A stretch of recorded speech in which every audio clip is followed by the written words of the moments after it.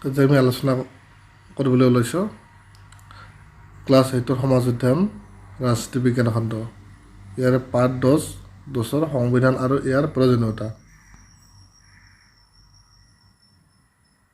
1 number প্ৰশ্ন চমু উত্তৰ লিখা। ইয়াৰে ক সংবিধান বুলিলে কি বুজা? ৰাষ্ট্ৰ এখন সুকলমে পৰিচালনা কৰা আৰু তাৰ নাগৰিকসকলক ৰক্ষণাবেক্ষণ দিয়া আদিৰ কাৰণেও কিছু নীতি নিয়মৰ প্ৰয়োজন। এই নীতি নিয়ম আৰু আইন কানুন লিখিত আৰু বা অলিখিত ৰূপত থাকে। ৰাষ্ট্ৰ পৰিচালনাৰ এই নীতি নিয়ম আৰু আইন কানুনসমূহকে সামগ্ৰিকভাৱে সংবিধান বুলি কোৱা হয়। 1 নম্বৰৰ খ নম্বৰ প্ৰশ্ন সংবিধান পৰিৱৰ্তন কৰা প্ৰক্ৰিয়াটোক কি বোলে?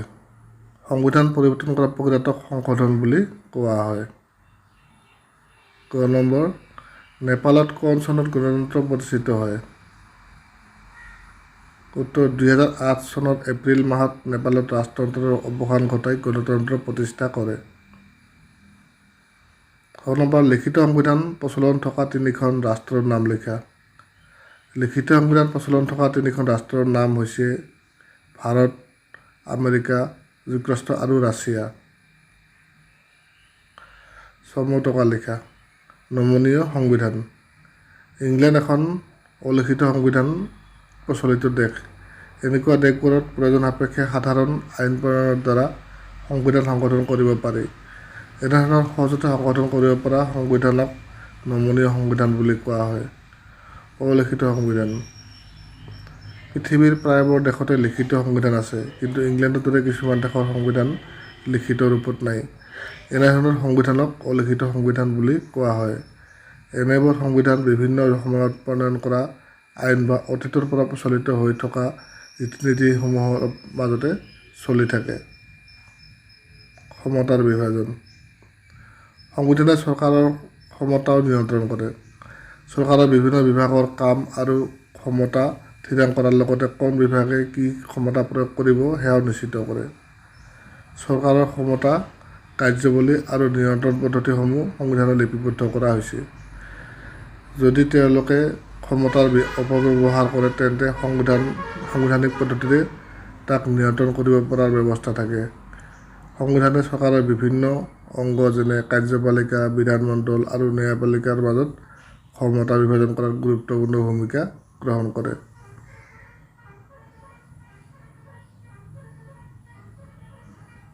শুদ্ধটো বাছি লোৱা। শুদ্ধটো বাছি লোৱা 3 নম্বৰ প্ৰশ্নত। ক ইংলেণ্ডৰ সংবিধান লিখিত অলিখিত? উত্তৰ অলিখিত। ক ভাৰতৰ সংবিধান অনমনীয়, নমনীয় আৰু অনমনীয়ৰ সংমিশ্ৰণ। ভাৰতীয় সংবিধান অনমনীয়ৰ সংমিশ্ৰণ। অনমনীয় সংমিশ্ৰণ। কাৰ্যপালিকা, বিধানমণ্ডল, ন্যায়পালিকাই দেশৰ আইনসমূহ প্ৰস্তুত কৰে।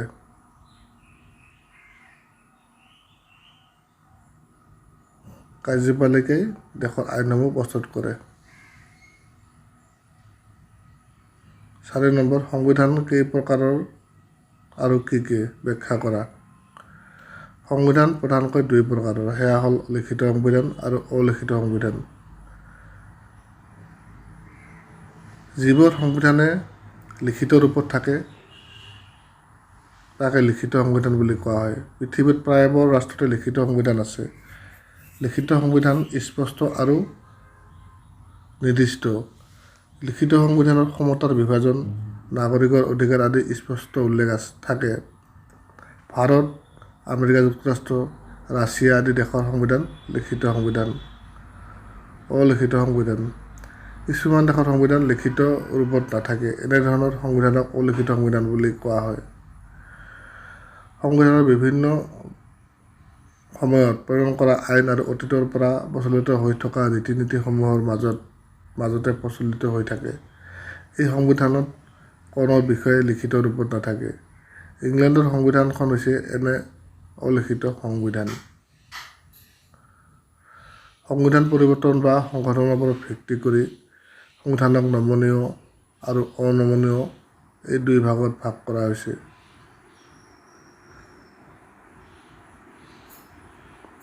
প্ৰয়োজন সাপেক্ষে সাধাৰণ আইন প্ৰণয়নৰ দ্বাৰা সংবিধান সংশোধন কৰিব পাৰি।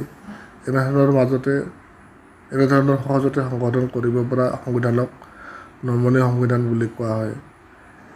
ইংলেণ্ডৰ সংবিধানখন হ'ল এখন উল্লেখযোগ্য নমনীয় সংবিধান। কিছুমান সংবিধান সংশোধন কৰিবলৈ হ'লে বিশেষ পদ্ধতিৰ প্ৰয়োজন হয়। এই বিশেষ পদ্ধতিটো অতি জটিল আৰু সহজে সংশোধন কৰিব নোৱাৰে। এনেধৰণৰ সংবিধানক অনমনীয় সংবিধান বুলি কোৱা হয়। উদাহৰণস্বৰূপে আমেৰিকা যুক্তৰাষ্ট্ৰৰ সংবিধানখন হ'ল এখন অনমনীয় সংবিধান।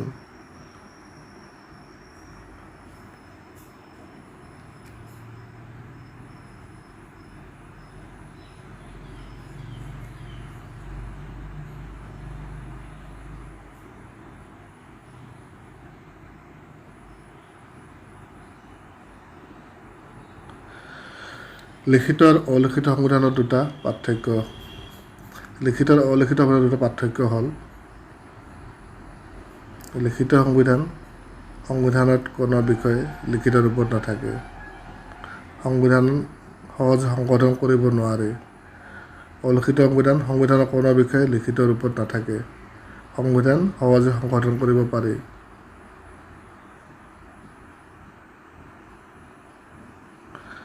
নম্বৰ অনমনীয় সংবিধানৰ দুটা বৈশিষ্ট্য।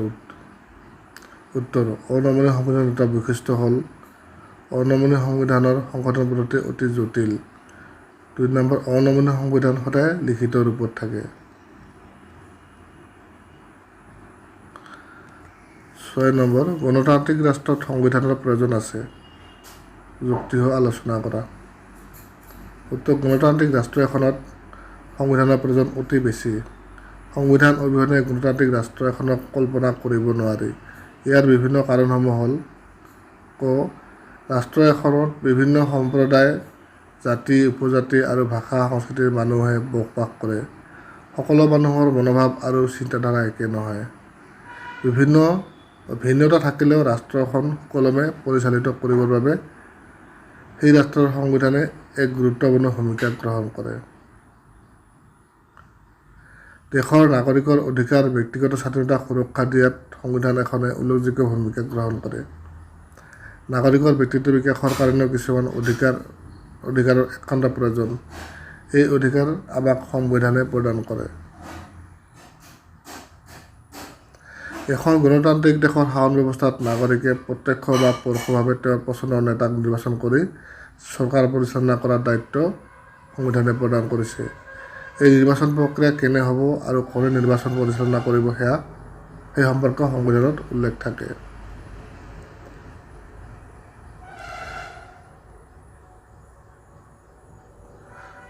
নম্বৰ: সংবিধানে চৰকাৰৰ ক্ষমতা নিয়ন্ত্ৰণ কৰে। চৰকাৰৰ বিভিন্ন বিভাগৰ কাম আৰু ক্ষমতা থিৰাং কৰাৰ লগতে কোন বিভাগে কি ক্ষমতা প্ৰয়োগ কৰিব সেয়াও নিশ্চিত কৰে। চৰকাৰৰ ক্ষমতা, কাৰ্যাৱলী আৰু নিয়ন্ত্ৰণ পদ্ধতিসমূহ সংবিধানত লিপিবদ্ধ কৰা আছে। যদি তেওঁলোকে ক্ষমতা অপব্যৱহাৰ কৰে তেন্তে সাংবিধানিক পদ্ধতিৰে তাক নিয়ন্ত্ৰণ কৰিব পৰাৰ ব্যৱস্থা থাকে। সংবিধানে ৰাষ্ট্ৰ এখনক সুপৰিকল্পিতভাৱে পৰিচালনা কৰে। 7 নম্বৰ প্ৰশ্ন। তলত উল্লেখ কৰা ৰাষ্ট্ৰসমূহ উপযুক্ত স্থানত বহোৱা। ভাৰত, আমেৰিকা যুক্তৰাষ্ট্ৰ, ইংলেণ্ড।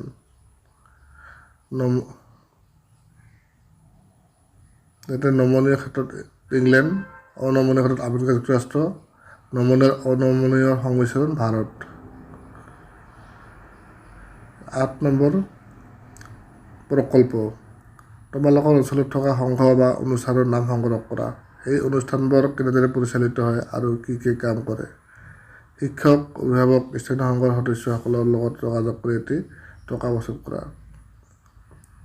এইটো তোমালোক শিক্ষকৰ লগত আলোচনা কৰিবা। কিবা সহায় লাগিলে কমেণ্ট বক্সত কমেণ্ট কৰি জনাব পাৰা। ধন্যবাদ।